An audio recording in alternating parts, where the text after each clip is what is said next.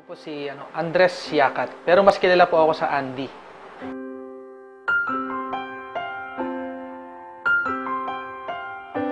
May pinanggalingan kong pamilya, hindi naman ganoong kayaman. Sabihin natin na nakakaraos araw-araw. Ang nanay ko, tindera sa palengke, ang tatay ko naman magsasaka.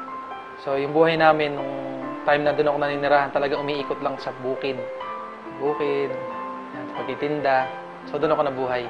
Sa pag-aaral, bali nakatapos din ako nung pag-aaral na Electronics and Communication Engineering. Sa 4 na magkakapatid, ako lang yung nagkaroon ng pagkakataon na mapag-aral. Kaya natapos ko, nag-abroad agad ako dahil gusto ko talagang makabawi sa kanila dahil alam ko yung naging hirap ng buhay namin. Ang hindi ko makakalimutan sa buhay ko nung time na nakapag-abroad ako sa Taiwan dahil unang trabaho ko yun, sobrang hirap. Naranasan ko doon yung magtrabaho ng 16 hours, 18 hours sa loob ng isang araw. Yun kasi pinakamahirap sa nag-abroad eh. Yung malayo ka sa pamilya mo, yun ang binabayaran. Yung layo, yung inip. Kasi yung hirap, natitiis pa yan eh. Pero yung, alam mo yun, yung pangungulila sa pamilya, yun yung isa sa pinaka hindi ko malilimutan sa buhay. Sa Taiwan, ang laki ng pagkakaiba. Kasi noon, papasok ako ng alas 7 ng umaga, uwi ako ng alas 7 ng gabi. 5 years yun. Para akong robot. Magtrabaho, matutulog, kakain. Doon umiikot ang buhay ko.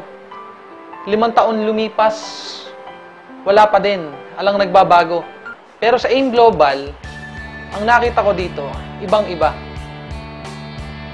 Kasi dito sa AIM Global, darating pagkakataon, nakamukha na nangyari sa akin, na kahit talaga wala ka nang ginagawa, pwede ka pa rin kumita. Sa 8 months, nailabas ko yung first car ko rito, yung pick-up na nabili ko nung una.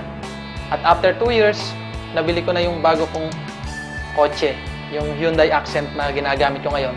And ito nga ngayon, ngayong October, yung condominium naman na pinapangarap ko, ay lalabas ko na rin ngayong October. Pag ako pupunta sa ibang bansa, alam na alam ko magtatrabaho ko. Pero dito sa AIM Global, grabe na nangyari sa akin.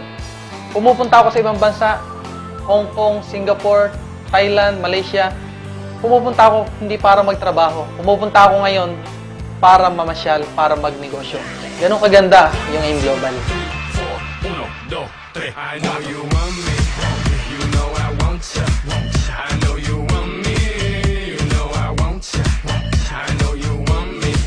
You know I want you. I know you want me. You know I want you. 1, 2, 3, 4.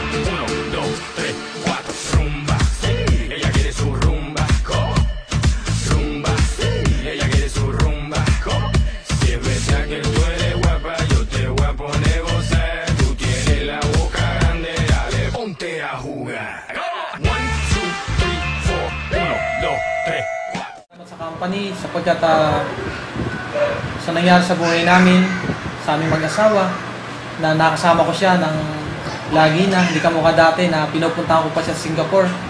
Pero dahil nga sa laki na kinikita ko na din, nagawa ko na yung pauwi siya dito. Yun ang isang bagay na hindi ko makakalimutan sa kumpanya. Very thankful talaga ako sa AIM Global dahil now magkasama na kami ng asawa ko. Kasi before, nagtatrabaho ko bilang nurse sa bansang Singapore.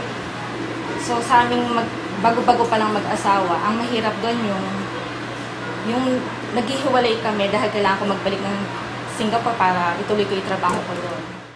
Sa AIM Global, sa mga bumubuo, sa mga may-ari, maraming salamat po sa inyo po na ginawa sa amin. Dahil po sa inyo, nabago po ang buhay po namin. Maraming salamat po. Mabuhay po ang AIM Global.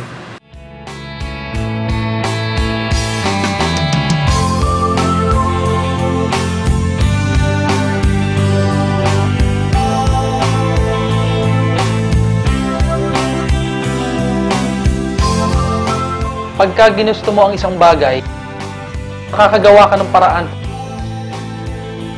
Wala sa galing o talino. Ang importante pala kung talagang walang-wala na mapagkukunan kahit ano gagawin mo.